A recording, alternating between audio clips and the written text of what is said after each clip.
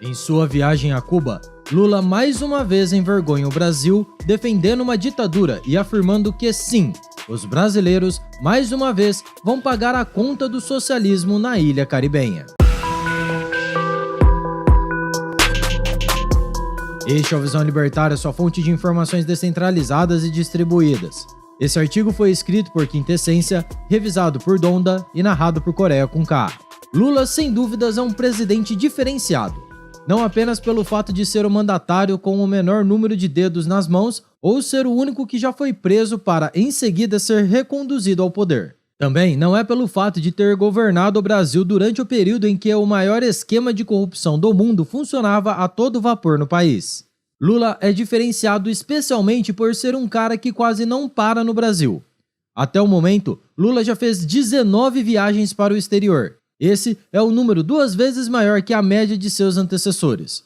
Poucos dias atrás, um dos destinos escolhidos pelo Molusco foi Cuba, a ilha da prisão da família Castro, com quem Lula nutre uma conhecida simpatia ideológica. Mal chegado da reunião do G20 na Índia e ignorado mais uma vez a tragédia no sul do país, Lula viajou para Cuba por conta do evento do G77. Na verdade, a viagem foi praticamente uma escala, antes do compromisso principal, a Assembleia da ONU nos Estados Unidos. E antes que você pergunte, sim, Lula nos fez passar vergonha por lá também. Em Cuba, o Molusco não nos desapontou. Ele fez exatamente todas as besteiras que nós já esperávamos. Fazendo vista grossa para a terrível crise que se abate sobre o país, Lula tratou logo de prometer mundos e fundos, ainda que de forma velada para a ilha caribenha. Exatamente. Não bastasse os empréstimos feitos no passado, especialmente para a construção do Porto de Mariel e o programa Mais Escravos, agora o governo petista quer repetir a dose. Certamente você se lembra que Cuba não foi capaz de honrar seus compromissos assumidos junto ao BNDES na época da gestão petista. Hoje, já se sabe que vários desses empréstimos tiveram como garantia os recebíveis da indústria cubana de charutos. Nós, inclusive, já tratamos sobre esse tema no vídeo. Charutos cubanos garantiram um empréstimo estatal. O link está aqui na descrição. A verdade, porém, é que nem essa mamata de garantia, nem os juros mais do que camaradas fizeram com que o país falido pagasse suas dívidas. Cuba deve mais de $500 bilhão ao Brasil atualmente. E o pior de tudo, documentos vazados indicam que o governo cubano já afirmou categoricamente que não tem condições de pagar a dívida. Ou melhor, eles querem flexibilidade para negociar as condições de pagamento. Em outras palavras, estamos diante de um calote colossal que, dadas as condições do país caribenho, não será pago. De qualquer forma, tanto Lula quanto seus pares cubanos estão trabalhando duro para viabilizar novos financiamentos. Mais uma vez, com condições de pai para filho. Em sua recente viagem a Cuba, Lula e seus representantes assinaram uma série de tratados com o país comunista, a maior parte deles obscuros. Existe previsão para uma série de investimentos conjuntos entre os dois países. Isso, obviamente, é uma grande piada de mau gosto. Cuba é um país falido que nada pode fazer para investir em conjunto com o Brasil.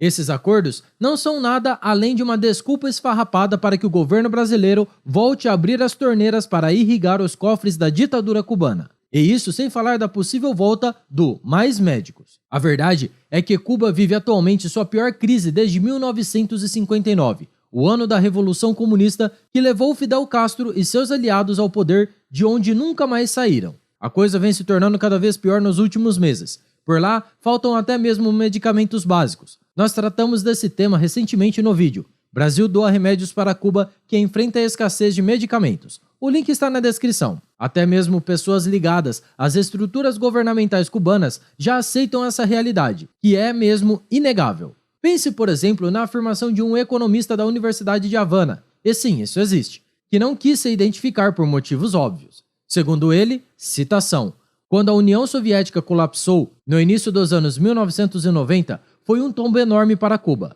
Agora, porém, é muito pior. É como se Cuba estivesse rolando uma escada cujo fim não se vislumbra. Fim da citação.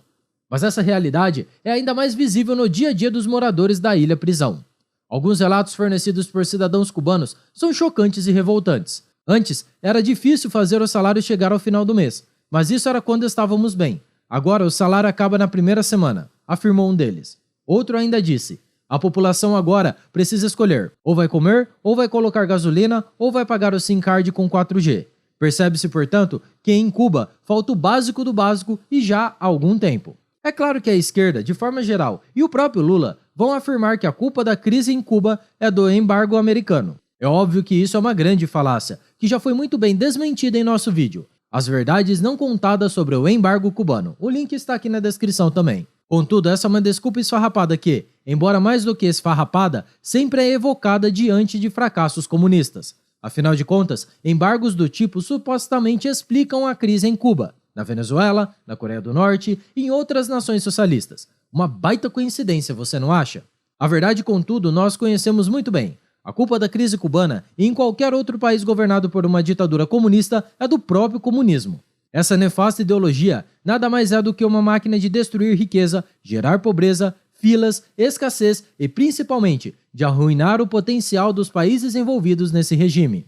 Onde quer que o comunismo seja implementado, ele vai resultar em uma grave tragédia humanitária. Assim, a única forma de manter a viabilidade desses países é com o apoio externo, seja da União Soviética, da China ou até mesmo do Brasil. E foi justamente por esse motivo que os líderes de países como Cuba, Venezuela, Argentina e Angola, todos destruídos por políticas de esquerda e quase todas verdadeiras ditaduras, comemoram a eleição do Lula. Para eles, o retorno do Molusco ao poder é a promessa de que uma nova rodada de financiamento será feita para seus fracassados regimes.